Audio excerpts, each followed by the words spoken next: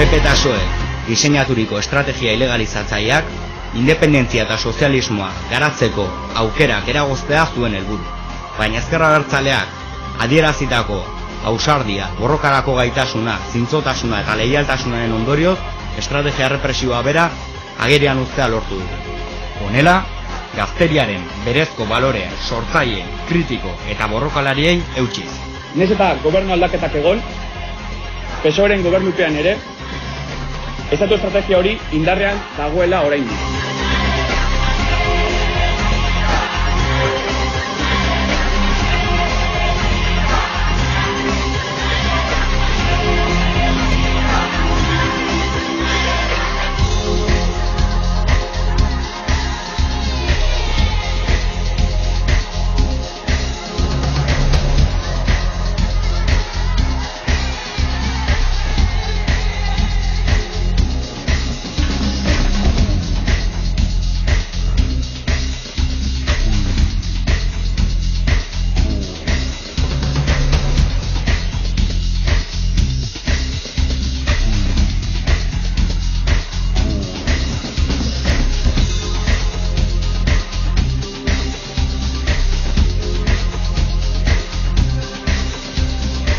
Pues ahora voy a ejercer mi función.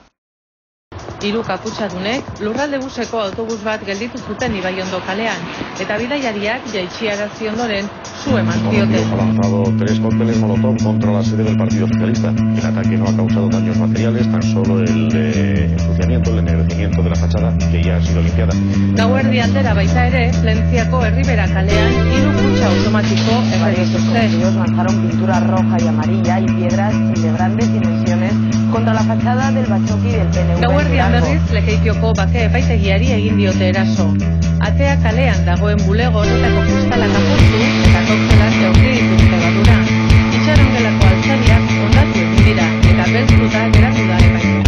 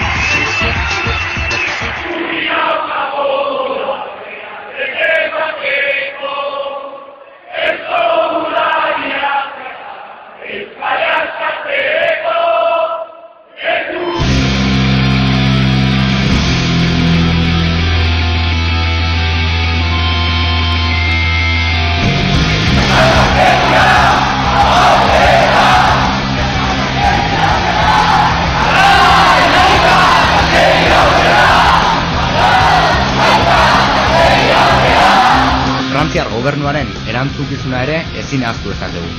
Antolakundeak ilegalizatu ez dituen arren, norbanako militanteen jarduera ilegalizatzeko euroaginduaren legea sortu eta Europar Batasunean onartzea eragin baitzuen.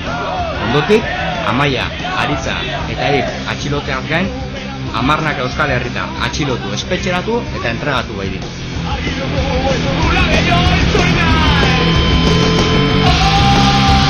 Eskerrak eman nahi dizkiegu nazioartean babesa eskaini diguten gazte eragile sozial eta politikoei. Haien babesari esker, Europako zerrenda terroristaren gezurra agerian uztea lortu dugulako.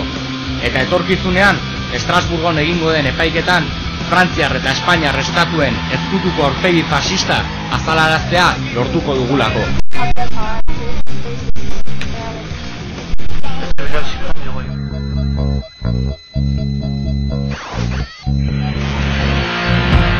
Publikoki, eskubide zibil eta politikoen defendatzaile sutsuenak diren bitartean, los hombres y mujeres de buena fe, Espainiako legei men eginez eskubideak zapaltzen dizkigute.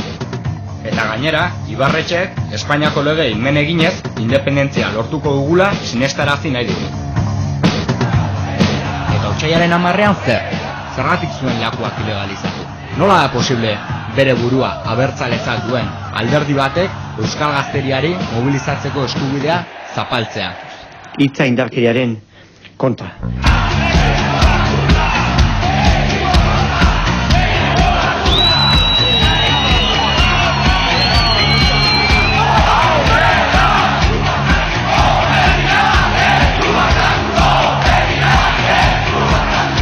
Horrelako jarrera bortitzen bidez, PNVek prozesu demokratikoari dion izua azalarazten du. Zergatik, historikoki egin izan duten moduan, alderdien interesak herriaren interesen gainetik jartzen dituztelako. Diru gosea independentziaren gainetik jartzen dutelako. Berriro ere, Euskal Herriari eta Euskal Herritarrei iruzur eginez.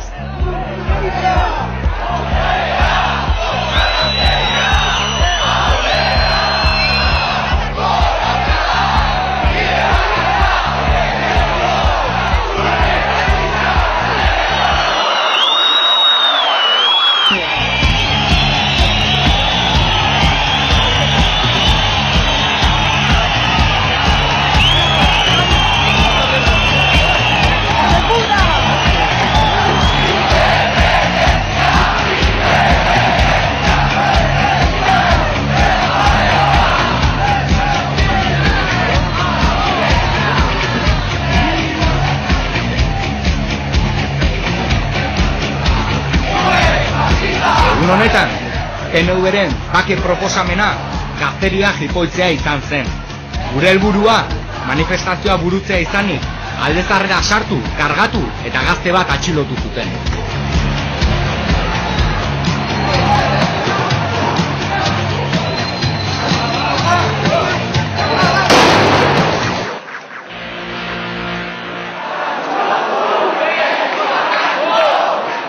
gaur hemen bildu garenak, inposatutako sistemaren porrota gara. Gora Euskal Gazteria!